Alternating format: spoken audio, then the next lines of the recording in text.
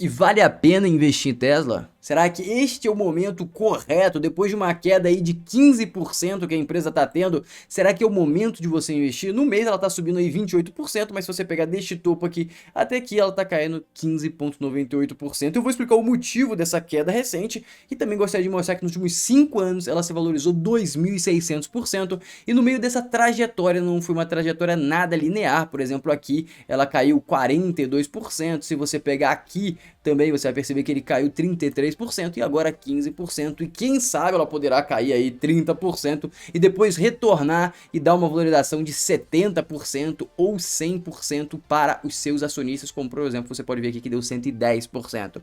Então, nesse vídeo eu vou tentar alcançar o mais próximo de um valor justo, de um preço-alvo para essa ação, embasando bastante. E qualquer dúvida, os comentários estão à disposição e você também precisa saber que esse vídeo aqui não é uma recomendação nem de compra nem de venda, é simplesmente a minha opinião. E outra coisa muito relevante, já se inscreve no canal, ativa o sininho e curte o vídeo e vamos começar de uma vez por todas. O primeiro ponto que eu gostaria de mostrar para vocês é explicar o que aconteceu para ela entregar essa queda aqui de 15% tão rápido. Não que a ação da Tesla seja algo pouco volátil, mas foi realmente muito rápido, ela estava ascendendo de forma brutal e do nada para baixo. O que aconteceu foi basicamente esse Twitter aqui do Elon Musk, quem não sabe é o fundador da Tesla, que eu acho que todo mundo sabe. Ele basicamente pergunta aqui, galera, eu tô querendo pagar imposto, estão falando que ricos não realizam as suas valorizações de suas ações porque não querem pagar imposto, e ele falou, eu vou vender as minhas ações se vocês quiserem, sim ou não. E ele falou que ia vender 10% das suas ações, que correspondem a mais ou menos 6,9 bilhões de dólares. E como você pode ver, o sim ganhou com 3,5 milhões de votos. E o que ele fez? Ele pegou e vendeu as suas ações, vendeu 6,9 bilhões de Teslas. E aí, o que aconteceu? Provavelmente esse volume já deve ter influenciado as ações para baixo, e além desse volume, também teve uma posição pessimista, já que o fundador estava vendendo as ações. Então por isso que a ação caiu. E além de todo o risco do negócio, você também tem uma gestão bem complexa, mas também temos que fazer a meia-culpa aqui, que também é genial, e boa parte desse grande retorno de 2000%, boa parte ou quase tudo, veio do Elon Musk. Obviamente quase tudo não, que tem funcionário e tudo mais, mas a genialidade dele, sem dúvida nenhuma, tá muito presente nesse valuation. E agora, pra gente começar a elucidar aí sobre o valuation em si, eu vou me basar neste texto aqui que foi escrito pelo Damodaran. Damodaran, pra quem não sabe, é o papa do valuation, é o cara que mais entende, é mais considerado na hora de determinar o valor de uma empresa. E ele fez esse texto e ele já acompanha a Tesla há bastante tempo. E aqui ele reavalia a tese dele de Tesla e ele acompanha desde 2013. Eu também olhei o valuation e as premissas do Damodaran em 2013, em 2014, 2016 e 2017, que foram todos os anos que ele fez valuation para Tesla. E agora ele refaz o valuation falando até dos erros que ele teve em fazer o cálculo do valuation da Tesla, que ele sempre estava abaixo do valor que a cotação alcançava ao longo do tempo. E agora, nesse texto, ele reavalia mais uma vez, mas agora eu vou pegar e compartilhar quais foram os comentários que ele colocou sobre essa reavaliação e quais são os pontos que você, investidor de Tesla, ou que você que pretende investir em Tesla, você precisa se atentar para alcançar o mais próximo de um preço justo e eficiente, que o mercado vai alcançar aquilo ou aquilo vai se tornar retorno para você no futuro. Primeiramente, o que ele fala é basicamente a Tesla tem sido uma empresa de automobilismo, ou seja, vende carros. Por que eu tô falando isso? Por que ele tá falando isso? Porque simplesmente ao decorrer da história saiu muitos boatos que ele ia virar vendedor de telha solar, saiu boato que ele ia virar vendedor de bateria, saiu vários e vários boatos, e tudo isso as pessoas alucinavam em seus próprios valuations, e em cada desses valuations aqui o Damodaran quebra algumas dessas teses. E aqui ele vem falando mais uma vez alguns pontos muito pertinentes e racionais para você conseguir chegar ao valuation mais justo de Tesla. Eu estaria mentindo se dissesse que tive clareza sobre a história da Tesla na última década. Por que ele cita isso? Porque basicamente a empresa mudou e mudou de forma drástica. Olha que outro ponto interessante. Embora continue a obter receitas de baterias e talvez até de software, seu caminho para se tornar uma empresa de valor de mercado de trilhões de dólares ainda percorre a história de empresas de automóveis. Exatamente porque basicamente sim, ele pode vender o carro e depois vender software, atualizações atualizações para o seu carro da Tesla, só que não é isso que vai fazer ele ter um faturamento de alguns bilhões. E para ser mais exato, ele tem que superar a casa dos 400 bilhões para ele valer uma fração do que está cotando nesse exato momento, e você vai entender o porquê. E aqui a gente começa. A Tesla interrompeu e reinventou o negócio de automóvel. Interrompeu por quê? Porque ela mudou de forma drástica. Os conceitos que o Elon Musk criou, na verdade ele estipulou aí, para alcançar o faturamento que ela está tendo hoje, era em outra ordem de CAPEX. CAPEX, para quem não sabe, é investimento, criação de estrutura para simplesmente produzir esses carros que ela está vendendo. E o que ele fala aqui? O setor automobilístico está em apuros há um bom tempo, lutando contra crescimento anêmico da receita no total e as margens de lucro abissais. E ele também fala o que ajudou a Tesla. Mas agora vamos entender por que a Tesla se diferenciou tanto. A primeira é a lucratividade, onde sua estrutura de custos operacionais, modelo de distribuição não convencional que ignora a concessionária, ou seja, a Tesla ela vem diretamente para o cliente, ou seja, ela corta o intermediário. Esse intermediário ela absorve a margem, porque os carros da Tesla não são nem um pouco baratos. E ela ainda está reduzindo os custos, então isso deve aumentar as margens mais ainda no futuro. E a capacidade de aumentar as receitas com produtos e serviços deram-lhe uma abertura para entregar margens muito maiores do que qualquer empresa automobilística na história.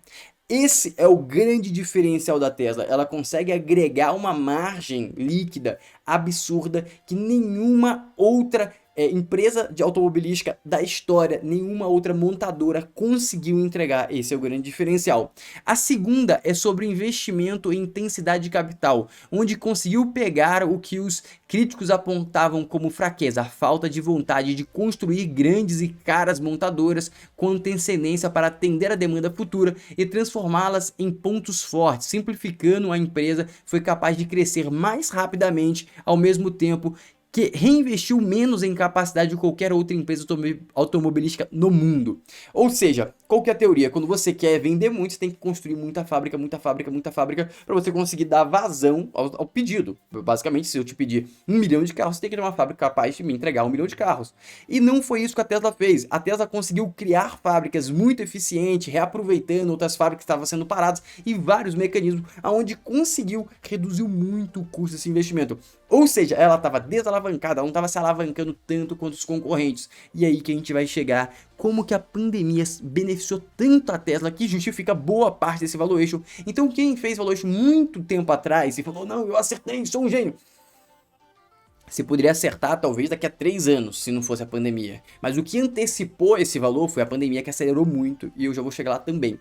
A Tesla se posicionou bem para as mudanças estruturais na economia, como o ESG, que veio com força e muita gente se adequando, e ela, querendo ou não, é a empresa de carro elétrico mais bem preparada, com um produto melhor, com a capacidade de escalar muito mais eficiente e também, galera, com funding quase ilimitado. Como assim funding quase ilimitado? Ela tá valendo $1 trilhão, então se ela quiser pegar e levantar 10 bilhões de dólares, ela levanta, diluindo quase nada aos seus acionistas. E também ela consegue uma demanda de capital muito grande, porque é uma ação extremamente líquida e cada vez sobe mais. Ou seja, o Elon Musk criou uma base de fãs / acionistas que conseguem tornar o case da Tesla quase autorrealizável. A gente vai chegar lá também. A Tesla é construído em torno de uma personalidade descomunal, que é, querendo ou não, o fundador. Já que seu CEO, Elon Musk, tem muitas qualidades, mas ser modesto não é uma delas. E por que o Damodaran cita o Elon Musk na avaliação e ele mesmo fala que normalmente ele não foca muito em analisar a gestão? Por quê? Porque basicamente o histórico de resultados, os resultados já explicam a qualidade da gestão, então você não precisa olhar tanto a gestão. Eu particularmente gosto de olhar a gestão porque, principalmente quando eu trabalho com small caps, a gente pode ver algumas coisas na gestão que podem beneficiar a avaliação futura. Mas tudo bem, ele não gosta e ele fala que no caso da Tesla, exclusivamente ele tem que olhar o Elon Musk e fica muito óbvio por isso. Por exemplo, esse Twitter é algo que move muito o papel e também reprecifica tudo ao mesmo tempo. Então é importante, no caso da Tesla, você avaliar muito, mas muito detalhado a gestão. Eu, na minha opinião, sempre tem que avaliar a gestão. Mas de qualquer forma ele fala isso e ele cita que basicamente vale lembrar que você está fechando o pacote ao investir na empresa. Como seu pacote? Está investindo em empresa tecnológica, crescimento e tudo mais, está comprando um gênio e está comprando um louco também ao mesmo tempo. Esse é o pacote, você tem que colocar isso no preço para fazer sentido o seu investimento, também tentar minimizar ao máximo os seus riscos. a Tesla provoca reações extremas. Isso aqui é comum em empresas de marca forte ou de posicionamentos muito fortes. Vão ter pessoas que odeiam e vão ter pessoas que amam. Não tem muita gente neutra. Eu particularmente sou neutro, não tenho nem amo nem odeio. Mas normalmente esses são os extremos que a gente vê na Tesla. E aqui tem o seguinte: Tesla é uma das ações mais vendidas a descoberto na história. A galera que tá vendo a descoberta tá passando meio mal. Mas de qualquer forma, você pode perceber quão valorizado as pessoas, os investidores estão considerando a Tesla, muito acima da média. E essa parte é muito interessante, que mostra como que o Damodaran pensa na estratégia dele de investimento, que é muito coerente. Em junho de 2019 saiu algum boato, saiu algumas coisas que simplesmente fizeram a ação da Tesla se desvalorizarem muito. E aí nesse momento o Damodaran se posicionou, comprou as ações. Entre junho de 2019 e 2020 aconteceu outros boatos, basicamente a ação andou bastante. E aí ele refez a sua avaliação e decidiu sair em mais ou menos janeiro de 2020. E aí ele fala aqui que muita gente pergunta para ele: ô Damodaran, você não se arrepende de ter desfeito sua posição? E ele pega e fala: ah, se eu pudesse, se eu soubesse o futuro, eu ficaria até agora e teria meu capital multiplicado por 10 vezes, é perfeito, seria muito bom. Mas eu não me arrependo. Por quê? Porque é muito melhor eu ter uma filosofia de investimento, ter uma forma coerente de tomar as minhas decisões de investimento, do que simplesmente tomar decisões vagas. Então ele simplesmente seguiu a filosofia de investimento que vem dando certo para ele, e ele consegue ter uma decisão muito mais assertiva e uma longevidade nos mercados muito maior. Por quê? Porque se você acerta uma Tesla e você ganha muito dinheiro, mas você cria também aquele senso sei muito, você vai fazer outros investimentos, e se sua filosofia não estiver correta e se sua análise de risco e retorno não estiverem corretas, provavelmente você vai perder todo o dinheiro que você ganhou. É basicamente isso que o Damodaran faz e diz que ele fez aqui. E agora chegamos na parte mais interessante, que é a parte dos números. Aqui você pode ver como que está o market cap da nossa querida Tesla. Alcançou aí $1 bilhão. E você pode perceber que teve uma escala gigantesca.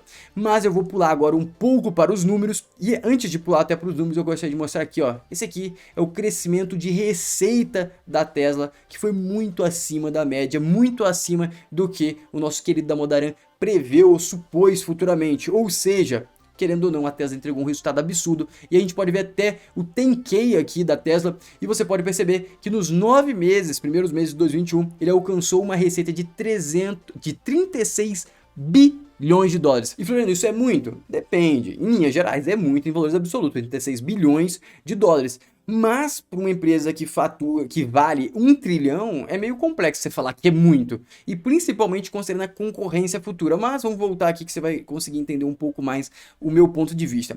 E aí beleza, você pode ter percebido que ele entregou realmente resultados absurdos, colossais. E agora, vamos entender o que contribuiu para esses resultados colossais. E uma parte foi esta questão aqui, que foi a pandemia. E agora eu vou listar alguns pontos que a pandemia beneficiou a Tesla. Primeiro, o risco de capital continuou no jogo, ou seja, normalmente quando bate crises, o capital de risco ele diminui, ele não quer entrar com peso. E nessa pandemia não. Nessa pandemia passou ali, sei lá, 2, 3 semanas, o capital de risco se recolheu e depois ele foi pra cima com tudo, porque ele percebeu que as cartas estavam se reembaralhando. Como assim? Porque basicamente após a pandemia, como a gente está vendo, teve empresas que saíram do 0 a 100, empresas que saíram do 100 para 0, e houve um rebaralhamento de market share, de mercado como um todo, e a Tesla era a empresa mais preparada para absorver isso. Por quê? Porque a estrutura de capital dela estava muito boa, muito bem consolidada, e ela também tinha uma flexibilidade extremamente alta. E os concorrentes, que eram as empresas que tinham alto capex com fábrica e tudo mais, não tinham essa flexibilidade. E o que essas empresas estavam? Essas empresas estavam alavancadas, ou seja, o custo de crédito delas era alto e eles precisavam pagar financiamentos e as vendas caíram e eles tinham que conseguir vender. Então isso tornou muito complexo. Além também que começou a faltar chip e teve também um grande gargalo na logística global. Tudo isso prejudicou muito. E aqui temos a conclusão, resumidamente, que os jovens vencem os velhos. Isso que aconteceu muito na pandemia. Foi e-commerce sendo imposto e-commerce. Você não tinha como comprar de outra forma se não fosse o e-commerce. Então tudo isso beneficiou muito a Tesla. E a grande questão é, como que você colocaria isso no valuation há 2 anos atrás, há 3 anos atrás, ou seja, antes da pandemia? Como que você colocava isso? Como você prevê que aconteceu um embaralhamento desse no meio do jogo? Então, na minha concepção, o Damodaran não errou o valuation. Do ponto de vista de 2013, 2017, 2016, ele não tinha como prever o que ia acontecer. Ele obviamente escolheu o que tinha mais probabilidade para acontecer. E no meio do caminho aconteceu a questão da pandemia e também aconteceu várias genialidades do Elon Musk. E por simplesmente você não estar inserido no ambiente que o Elon Musk está, você não ter a capacidade dele de ver oportunidades, você não tem como prever o que ele vai fazer. E aí se você for sempre colocar que as pessoas vão tirar coelhos da cartola, que vai acontecer coisas magníficas, provavelmente você tende a ser muito mais otimista do que realista em seus valuations. Então por isso que é muito complexa a avaliação da Tesla. Mas vamos continuar aqui que tem muita coisa interessante ainda. E agora chegamos a um ponto incrível que aconteceu, olha só. Basicamente, na pandemia, a Tesla conseguiu entregar margens extremamente altas, como margem bruta se movendo para 30% e margens operacionais ultrapassando 14% no último trimestre. Ou seja, ele estava realmente entregando algo que era incalculável se você comparasse aos pares. Mas a gente tem que lembrar que os pares, que são essas empresas automobilísticas como Toyota, Volkswagen, GM, são empresas bem arcaicas que evoluíram muito pouco ao decorrer do tempo. Se você entra no sistema operacional, por exemplo, da GM, que eu já tive oportunidade de ver, é muito lento, é muito arcaico. E, pô, é uma empresa que vale muitos bilhões. Então eles teriam sim capacidade para fazer algo melhor, mas eles não fizeram. E aí chega a Tesla, entre outras empresas que estão entrando no mercado também, para entregar algo melhor. Isso possivelmente pode machucar. Então, considerando isso tudo, a gente deveria imaginar ou especular que as margens dessas empresas não eram as mais otimizadas possíveis. E aí vem o Elon Musk fazendo algo bem descomunal e muito fora da caixinha, entregando margens muito fora do setor. E por isso que nenhum valuation estava acertando aonde que a Tesla iria parar. Tá, e agora aqui a gente continua. E o Damodaran aqui ele admite, eu estava errado. Há muito argumentei que as 3 palavras para as mais libertadoras em investimento e avaliações são eu estava errado. E com a Tesla tive de dizer essas palavras repetidamente na última década. Ao longo de sua vida útil subestimei o valor da Tesla, embora a pandemia possa ter ajudado a empresa. Minha avaliação atualizada refletirá o que aprendi desde janeiro de 2020 sobre a empresa. E aqui a gente vai começar a avaliação dele de forma mais eficiente. Aqui ele cita o seguinte, que você tem que considerar esses 5 pontos para você determinar qual que é o valor futuro da empresa. Primeiro, crescimento de receita, depois lucratividade do negócio, depois eficiência do investimento, depois risco operacional e também a chance da empresa não o fazer, ou seja, qual o nível de dificuldade para executar essas premissas que você colocou anteriormente. Primeiro passo, a gente chega em receita. A receita, para a gente começar a alcançar um grau de valuation próximo ao que tem que ter hoje, é mais ou menos 400 bilhões de dólares. Se você quiser especular acima disso, começa a tornar muito mais complexo. Eu vou te mostrar por quê. Aqui é o market share global de automóveis. Você pode perceber que Toyota é o que tem maior market share com 8,5%. E agora a gente vai ver a receita da Toyota em 2019, que foi o maior que ela teve receita, foi de 275 bilhões. Ou seja, você está especulando que a Tesla vai ter quase o dobro do maior market share do mundo hoje. Mas tudo bem, a gente pode especular que isso vai acontecer. Mas só para você ter noção, hoje o mundo como um todo tem mais ou menos 3,4 trilhões de market share de automóveis. Então, se a Tesla realmente conseguir alcançar esses 400, a gente está falando que é uma empresa que vai tomar mais de 10% do market share global de automóveis. E diferentemente de outros setores que você tem um líder que consegue pegar 30%, o setor de automóvel é algo muito pulverizado e muito local muitas vezes, porque é algo muito grande para você fazer o transporte, você tem que ter fábricas nos locais. Tudo isso torna muito mais complexo você pegar e tomar o mercado, ter 30%, 40% do setor. Então você está calculando, só para deixar bem sensato, que mais ou menos a Tesla vai ter que ter 12% do market share de automóveis globais. E a gente tem que imaginar também que agora a gente está tendo muito mais reutilização dos automóveis. Como assim? Muita gente está deixando de comprar automóvel para usar Uber, então teoricamente esse market share tende a diminuir. Ah, vai diminuir o número de pessoas gastando... Não, vai diminuir porque simplesmente o CAPEX vai ser mais utilizado. Como assim? Por exemplo, se o Uber tem um carro, ele usa o carro para várias pessoas e para várias funcionalidades. Se você tem um carro, boa parte do tempo do seu carro vai ficar na garagem. Você não vai ficar girando ele o tempo todo, levando fulano, ciclano para todo lugar. E isso torna o capital, o CAPEX, muito mais eficiente e isso é um pouco ruim para a montadora. Mas Essa é a teoria que o mundo tá indo, que é a famosa urbanização de tudo, ou uberização de tudo. Mas tudo bem, aqui para você chegar àquele valor mais ou menos, tem que encontrar mais ou menos isso. E aqui ele explica qual o nível de dificuldade para cada coisa, e você tem que pegar, realmente entender o que vai acontecer. E por exemplo, ela alcançar 1 trilhão, realmente ela tem que ser a maior do mundo, ela vencer o jogo e ninguém vai mais tomar o mercado dela. Beleza, agora a gente chega em lucratividade, que você tem que colocar lá margens operacionais. E aqui também tem a especulação dele de qual que é a margem mais sensata.